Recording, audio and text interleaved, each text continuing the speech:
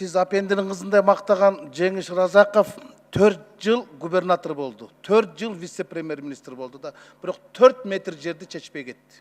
Анан кетіп отқанда да жөн кетпей, урматтуу президентибизди анан сизди баш кылтырып минтип айтып кетти. Кече Азаттыкка берген комментарийин айтып берейин да. Үй бүлөдөгү маселелерди калыбына келтирүү керек, ошондуктан арыз жаздым. Чек ара маселеси боюнча түшүндүрүштөрүн жүргүздүк. Жогорку кеңештин палатасына жалпы жыйындан өтүп түшүндүрүп чыктык. Бул кыйын маселе болгондуктан жеринде эл менен түшүндүрүштөрүн жүргүздүк. Менимче, чек араны чечүү маселеси көп жылдарга уланат. Мен баштаган ишти аяна чыгарыш керек беле, же жок беле, аны Кудай билет деп, мындайча айтканда чек коюп кетти. Анан сиз азыр эми дагы бир Баткендин губернаторун алып келатасыз да. Дегеле биз Баткендин губернаторун алып келип эле вице-премьер кылып өрбөй, анда Баткендин губернаторун ошакка эле коюп эле вице-премьер деген статусту макамды ошакка эле койбойбу? Бизде кыргыз өзбек чек арасында маселе жок. Казак менен жок, Кытай менен жок. Болгону тажик кыргыз чек арасында. Анда Баткендин губернаторуна эле статус берейик вице-премьер, ал так ошондой экен да. Сиз кандай көз караштасыз? Анан мунуңуздан башка өзүңүз сунуштап атасыз да, башка талапкер жок болобу депчи. Эми Улукбек Кочкоров окшогон мыкты жигит бар, министр, чек истесең чек, чечен десең чечен. Мунуңуз деле мал доктор экен го, анан ара чолоодо мунуңуз аксап калып, дагы уят болуп калбайсызбы деген эле өтүнүч эмес, өкүнүчтү айтып атам да. Ушуну өзүңүз сунуштап атасыз, жоопкерчиликтин баары сизде болот да, Мухаммед Кылдышевич. Рахмат. Рыскелди Шыныбекович. Ал жерде Баткендин областын жетекчисин вице кылып берген, а бер жакта Өзбекстан боюнча да маселе бар да. Анда бер жакта Ош менен Жалал Абад областында да ошондой бериш керек болот.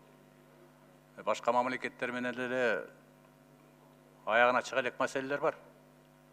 Мындан тышкары чек арага жайгашкан, жакын жайгашкан калктуу конуштарды өркүндөтүү боюнча абдан чоң социалдык маселелер бар. Булардын баарын Баткен областында отуруп чече албайт аны. Ал өкмөттө анан бир чети, экинчи чети башка мамлекеттердин мамлекеттик комиссиялары өкмөттүн гана деңгээлинде сүйлөшүшөт алар. Алар өзлөрү келип Баткенде же болбосо биздин областтардын вице-премьер статусу менен сүйлөшкөндө ал башкача болуп калат. Алардыкы мамлекетте өкмөттүн мүчөлөрү жана вице-премьерлери келет. Анан бул жерде да биз өзүбүздүн деңгээлибизди карашыбыз керек да. Анан о чек ара боюнча өкмөттүн өкүлү да бүгүнкү күнгө чейин дайындалбай атпайбы? Бул киши кеткенден кийин кадр кызматын орду деле баштайт. Бизде эмне кадрлар жокпу деген сөз келет да.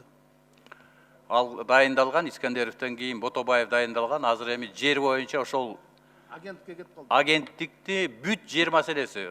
Мисалы үчүн чек аранын кээ бир маселелеринин чечилбей жүргөнү бизде жер маселеси боюнча 4 мамлекеттик орган тейлеген. Эки жака тартып отуруп, кимиси эмнеге жооп бере дайын жок. Азыр мына Ботобаев мырза барды, азыр бир системага келтирип атат. Картография маселесин, топография маселесин бардыгын бир системага келтирип атат. Ошон үчүн ал жерде проблема жок, ал жерде орун басарлары жана башка адистер иштеп атат.